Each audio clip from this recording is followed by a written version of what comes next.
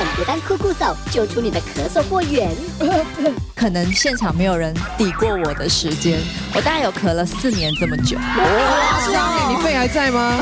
咳嗽有味道吗？对，就你在咳嗽的时候，每一次咳嗽的味道都不一样。你就拿吹风机吹你手肘这一段，热热熟熟的，不是手手啊，熟熟的，温的之后，你就会舒缓，你就比较不会那么咳嗽啊。这么荒谬，是真的很奇怪。